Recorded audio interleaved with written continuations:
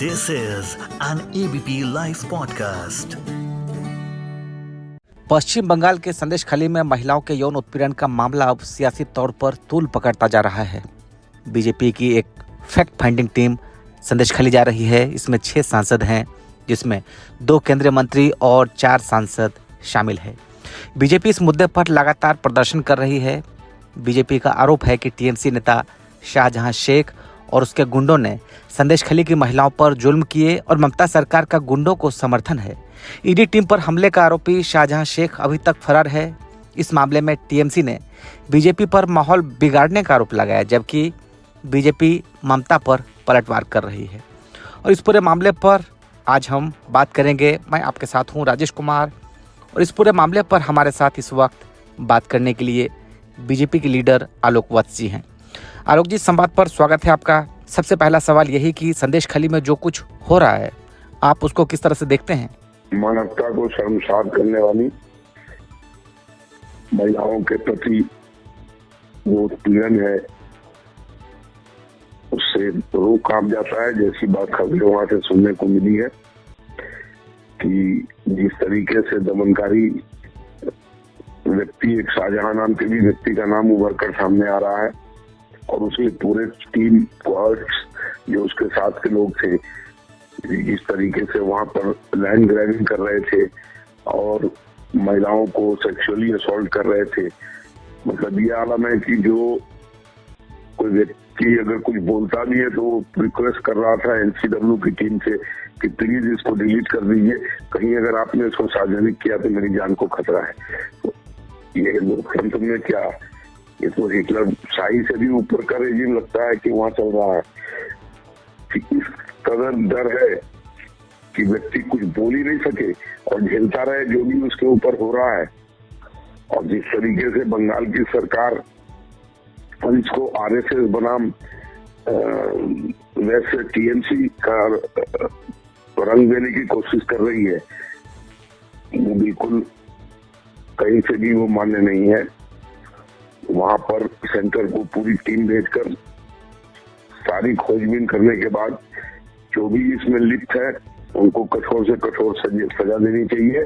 और उन महिलाओं को जो वहां पर डर के अपना सर्वस्व खोने के बाद भी डरी हुई जी रही हैं, उनको सुरक्षा प्रदान करें।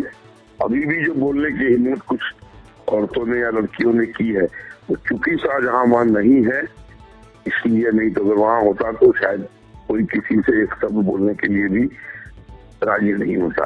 ये आलम है वहां का, ये मंजर है वहां का, ये खौफ है वहां का। और जिस तरीके से खबरें मिली हैं कि इसको स्टेट एडमिनिस्ट्रेशन का भी पूरा साथ मिला हुआ है, क्योंकि डीसीपी जो वहां के डीजीपी है और जो वहां के एसपी है, उन्होंने एनसीडब्ल्यू की टीम को ही किसी तरीके का सुरक्षा प्रदान करने से आनाकानी कर दी और मना कर दिया एक तरीके से। तो ये सारी चीजें लोकतंत्र में हो रहा है और मोदी जी के रेजिम के अंदर हो रहा है, ये अब नहीं चलेगा। अब ये खबरें संज्ञान में आ गई है, अब इस पर कठोरतम कार्रवाई होना अवश्य भाली है, कोई नहीं रोक सकता है। वहाँ की महिलाओं को हर हाल में सुरक्षा प्रदान की जाएगी। वहाँ पर 5 जनवरी को भी ईडी की टीम गई थी, उस पर अटैक किया गया, शाहजहां शेख के लोगों ने अटैक किया, शाहजहां शेख फरार है। तो आप क्या देखते हैं कि इस पर क्या ममता सरकार, क्योंकि इसको लेकर लगातार बीजेपी पर उल्टा खड़े कर रही है? देखिए, वहां पर सरकार दमनकारी है, पूरी तरीके से डरा धमका के एक पर्टिकुलर वर्ग को अपील करके और वहां का वोट बैंक क्रिएट किए हुए है। जितने रोहिंग्या और जितने आपको ये बांग्लादेशी मुसलमान है, सब वहां पर अपना मान्यता ले लिए हैं। सबको सारी चीजें जो भी भारत का नागरिक बनने की सुविधाएं हैं वो सब उनको प्रदान कर दी गई। तो सिचुएशन जिसको कहिए कि ग्रेव से नहीं ग्रेवेस्ट सिचुएशन है वहां, और जिस तरीके का वातावरण है वो देख के सुन के ही लगता है कि क्या हिंदुस्तान में ऐसा हो सकता है।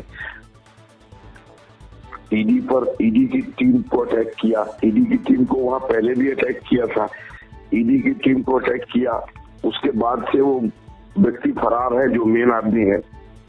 उसी के बाद उसके फरार होने से ही वहां के लोगों ने थोड़ी हिम्मत जुटाई और जितनी जानकारी आपके वहां जो टीम गई थी एनसीबी की उनको दे सकी और दिया। तो क्योंकि बताइए ईडी के ऊपर आप अटैक कर रहे हैं,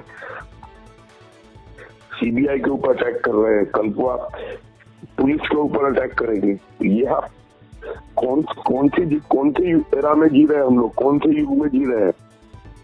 लेकिन इस सवाल फ्रेश है कि शाहजहां शेख न विधायक है न सांसद है, उसके बावजूद इतना अगर कोई ताकतवर हो जाता है कि गांव से किसी को उठवा ले, तो ये क्या दिखाता है? ये दिखाता है कि वहां पर ऐसे व्यक्तियों का वहां पर स्टेट प्रोटेक्शन है।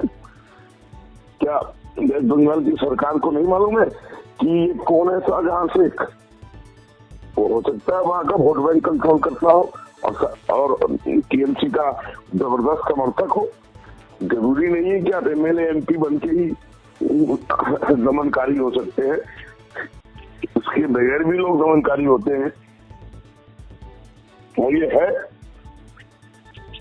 अब बरसों से है जिस तरीके की वहां से रिपोर्ट मिल रही है, इसके खिलाफ कोई एक्शन आज तक नहीं हुआ।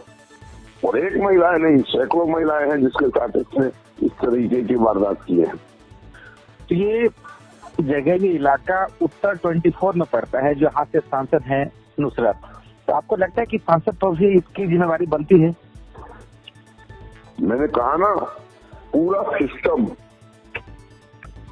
पंचायत स्तर से लोकसभा स्तर तक उस व्यक्ति को हर आदमी का संरक्षण प्राप्त है, नहीं तो मजाले को ऐसा काम कर ले। ये मामला तब सामने आया जब गवर्नर गए वहां पर, उसके बाद हाई कोर्ट ने सो मोटो लिया है। तो अगर इस तरह के मामले हैं तो आपको लगता है कि इस पर अभी एक्शन होना चाहिए, तो ममता सरकार शांत क्यों बैठी है? वहां पर सेंटर की टीम जानी चाहिए, पूरे मामले की तहकीकात करनी चाहिए, लोगों को कॉन्फिडेंस में लेना चाहिए, उनको ये भरोसा दिलाना चाहिए कि सरकार आपके साथ है, आपको डरने की जरूरत नहीं है। और जिस तरीके की सुरक्षा उनको प्रदान हो सकती है वो करके उनको एक स्वच्छ जिंदगी जीने के लिए जो भी चीजें मुहैया करा सकती है सेंट्रल गवर्नमेंट, वो करानी चाहिए। अभी इसमें देर करने की कोई, विलम्ब करने का कोई औचित्य नहीं है। अभी क्योंकि अपकमिंग इलेक्शन है लोकसभा के, तो आपको लगता है कि इस मामले के बाद ममता सरकार पे एक बड़ा डेंट लगा है? लगातार डेंट लग रहा है। जब भी कोई ऐसी वारदात आती है तो उनके यहाँ डेंट लगना चालू हो जाता है। ईडी पर रेड किया, मोइना मित्रा का जो उजागर हुआ, पार्थो चटर्जी के यहाँ से जो करोड़ों सैकड़ों करोड़ रुपए बरामद हुए, ये सब क्या डेंट नहीं देगा तो क्या करेगा? ये सब चीजें 100% डेंट दे रहा है। जिस तरीके की वारदातें वहां से समय पर निकल के सामने आ रही हैं, ये सब डेंट देने का काम ही कर रहा है। अब ये ज्यादा दिन चलने वाला नहीं है इस तरीके का तानाशाही, इसका अंत नजदीक है, ये भी आप जान लीजिए। भारतीय जनता पार्टी वहां पर हर स्तर पर लड़ाई लड़ रही है। सैकड़ों कार्यकर्ता, सैकड़ों छोटे लीडर को हमारे इन्होंने मुंह के घाट उतार दिया है। लेकिन ये तमाशा ज्यादा दिन चलने वाला नहीं है, ये बंद होगा, सारी चीजें उजागर होंगी और इन लोगों को सख्त से सख्त कार्रवाई होगी। एबीपी लाइव पॉडकास्ट के साथ बातचीत करने के लिए आलोक वत्स जी बहुत बहुत शुक्रिया आपका।